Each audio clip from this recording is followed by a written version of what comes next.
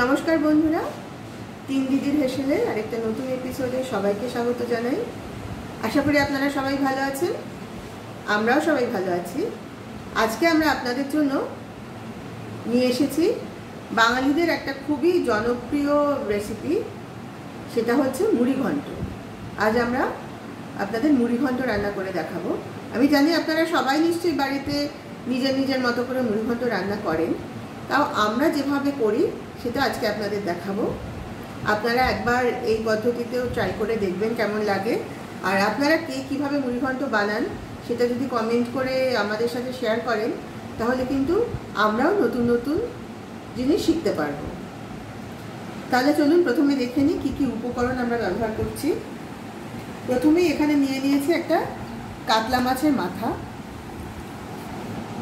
কেটে নিয়েছি দুটো মাঝারি মাপের আলু, এখানে আছে কাঁচা লঙ্কা, পেঁয়াজ কেটে নিয়েছি, দুটো মাঝারি পেঁয়াজ কেটেছি, এটা আছে আদা রসুন বাটা, আছে টমেটো কুচনো, এখানে ফোড়নের জন্য নিয়েছি তেজপাতা, গোটা গরম মশলা মানে তার মধ্যে আছে দারচিনি আর এলাচ, আর গোটা জিরে। এই তিনটে জিনিস আমরা ফোড়নে ব্যবহার করব। তাছাড়া মশলার মধ্যে আছে হচ্ছে শুকনো লঙ্কা গুঁড়ো, ধনে গুঁড়ো, জিরে গুঁড়ো, হলুদ গুঁড়ো, আছে নুন, চিনি, আর এখানে আমরা কিছুটা গোবিন্দভোগ চাল ধুয়ে রেখেছি, আর এটা হচ্ছে গরম মশলার গুঁড়ো আর ঘি। আর এই রান্নাটা আমরা করবো হচ্ছে সর্ষের তেল, আর শেষে ঘিটা ব্যবহার করব। তাহলে চলুন শুরু করা যাক। গ্যাস জেলে গ্যাসে একটা কড়াই বসিয়ে দেওয়া হয়েছে। এবার কড়াইতে দিদি সর্ষের তেল দিয়ে দিল। তেলটা গরম হলে প্রথমে আমরা যেটা করব, এই মাছের মাথাটা খুব ভালোভাবে ভেজে নেব। তেল গরম হয়ে গেছে, এবার তেলের মধ্যে মাছের মাথাটা একটু একটু করে দিয়ে খুব ভালোভাবে প্রথমে ভেজে নিতে হবে।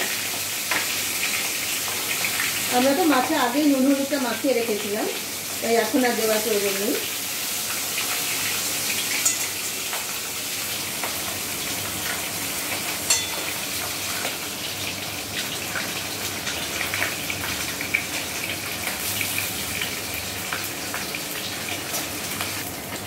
অর্ধেকটা মাথার টুকরো ভাজা হয়ে গেছে, এইটা বাটিতে তুলে নিয়ে তারপরে বাকি যে টুকরোগুলো আছে সেগুলো তেলে দিয়ে আবার ভালোভাবে ভাজতে হবে। এইটা বাটিতে তুলে নেওয়া হলো, এবার বাকি অংশটা তেলের মধ্যে দিয়ে ভাজতে হবে।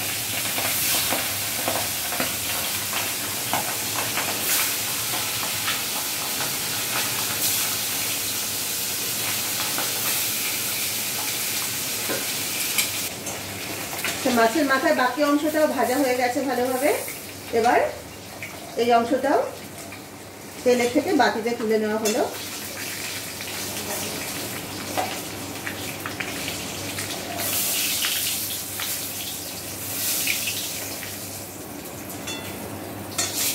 তেলের মধ্যে আমরা কেটে রাখা আলুগুলো দিয়ে দিচ্ছি, আর এই আলুগুলোতেও আমরা নুন হলুদ মাখিয়ে রেখেছিলাম, এখন আর দেওয়ার প্রয়োজন নেই।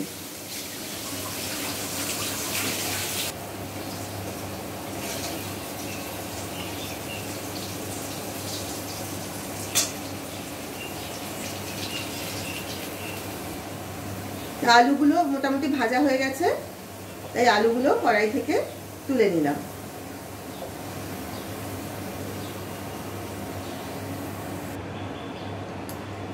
এবার তেলের মধ্যে ফোড়নটা দিয়ে দেওয়া হলো। ফোড়নে আমরা 3টে তেজপাতা ছিঁড়ে দিয়েছি, 4টে ছোট এলাচ আর কিছুটা দারচিনি, আর তার সঙ্গে দিয়েছি 1/2 চামচ পরিমাণ সাদা জিরে গোটা। এবার ফোড়নটা দেওয়ার পর কেটে রাখা পেঁয়াজটা তেলের মধ্যে দিয়ে দেওয়া হলো।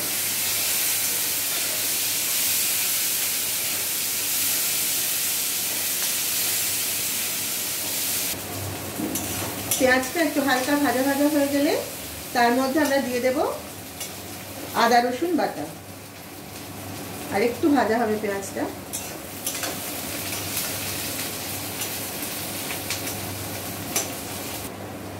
পেঁয়াজটা মোটামুটি ভাজা হয়ে গেছে, এবার আমরা আদা রসুন বাটাটা এর মধ্যে মিশিয়ে দিলাম। এবার ভালোভাবে নেড়ে পেঁয়াজের সঙ্গে আদা রসুন বাটাটা ভালোভাবে কষাতে হবে।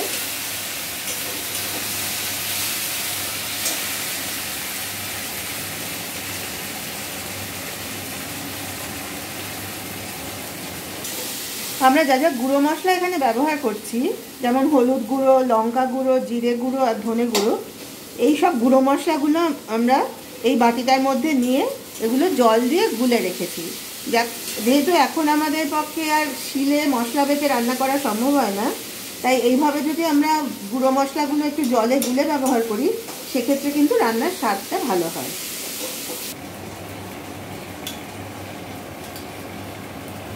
এবার গুলে রাখা গুঁড়ো মশলাটা কড়াইতে দিয়ে দিলাম।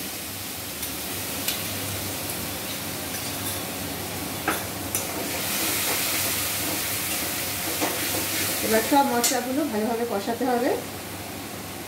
একটু হালকা কষিয়ে নিয়ে আমরা কেটে রাখা টমেটোটাও এর মধ্যে দিয়ে দিচ্ছি। এবার একসঙ্গে সবগুলো কষাতে হবে।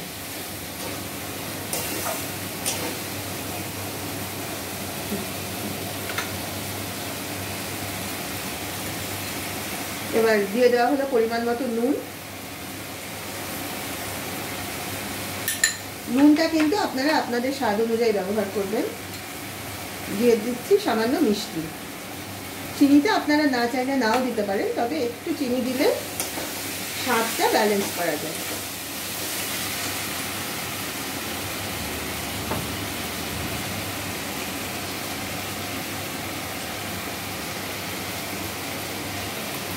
আর একটু হলুদ দেওয়া হলো, হলুদটা একটু কম হয়েছিল।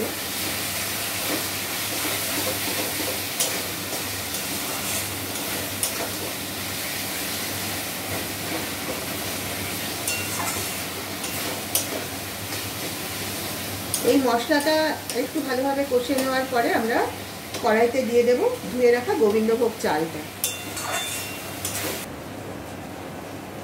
আমাদের মশলাটা মোটামুটি কষানো হয়ে গেছে। এবার আমরা আগে ধুয়ে রাখা গোবিন্দভোগ চালটা কড়াইতে দিয়ে দিলাম। এবার চালের সঙ্গে মশলাটা মিশিয়ে নিয়ে আবার ভালোভাবে কষাতে হবে।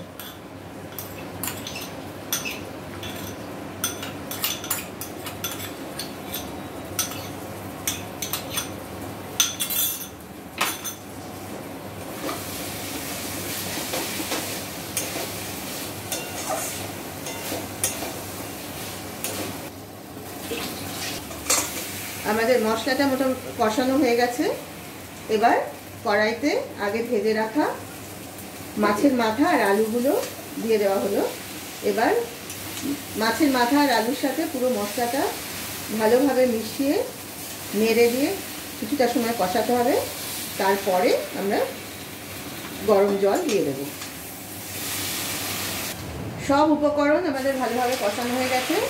এবার গরম করে রাখা জল কড়াইতে দিয়ে দিলাম।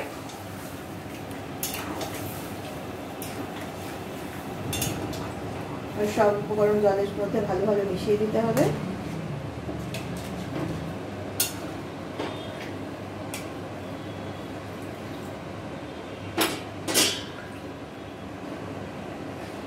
এবার 4টে কাঁচা লঙ্কা চিড়ে নিয়ে ঝোলের মধ্যে দিয়ে দেওয়া হলো।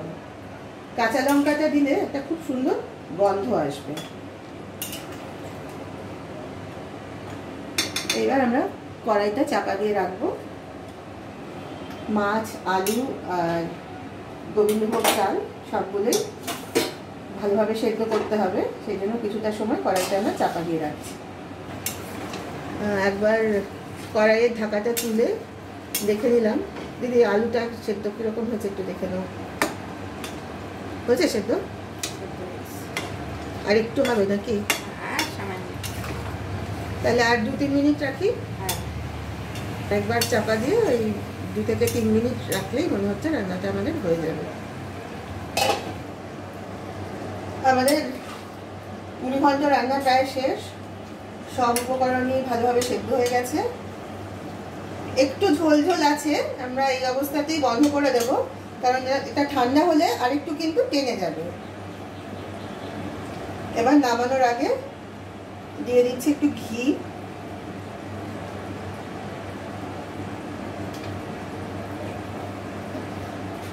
আর দিয়ে দেব গুঁড়ো করে রাখা গরম মশলা।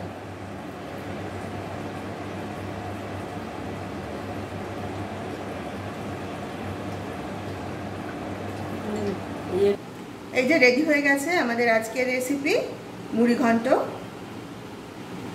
আশা করি আপনারা এটা সবাই একবার বানিয়ে ট্রাই করে দেখবেন এবং আমার বিশ্বাস সকলেরই ভালোই লাগবে। আর ভিডিওটা যদি ভালো লাগে তাহলে প্লিজ একটা লাইক দেবেন আর শেয়ার করবেন আপনাদের পরিচিত সকলের সঙ্গে।